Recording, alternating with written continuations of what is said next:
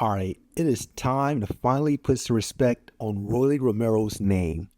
Unlike Ryan Garcia, Rolly is a three-time world champion now. Before that, he was a two-time world champion.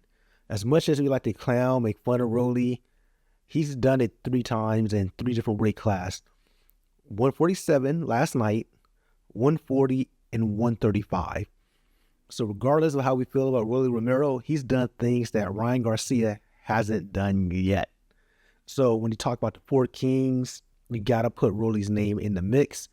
Love him, hate him, he's done things that people didn't think he can do.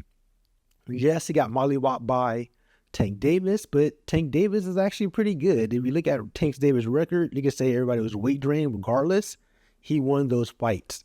If you sign up for a certain weight, you show up, you get beat, that is your fault. At the end of the day, you win the fights that you're in, point blank, period. So overall, I think Rolly Romero deserves his respect. He deserves his just due. He's getting more ring savvy. He's more patient. A lot of people were talking about Ryan's left hook.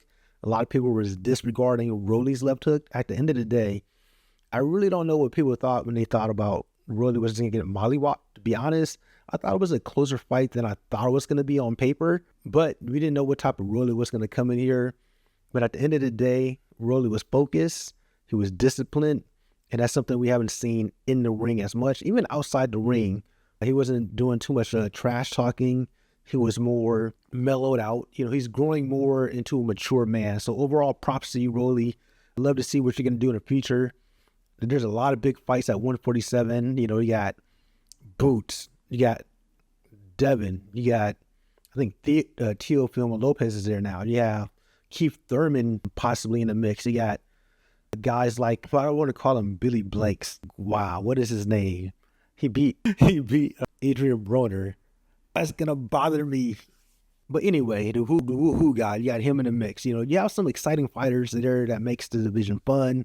We needed to see a lot of the champions get more into these bigger fights, because I feel a lot of the fighters who've been getting a lot of shine at 147, even if you look at last night's card, they weren't champions. The guys are moving up.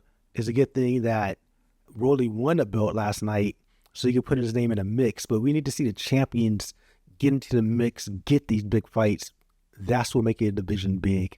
Not these side quests where guys are big names, but they're not champions. I feel like now that Rolly's a champion, a fight with him and Devin will be a good fight.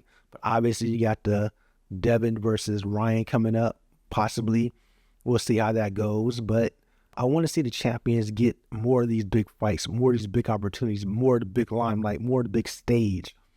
I think that's what's missing really in boxing, really putting a spotlight on the champions in divisions, put some respect on their names.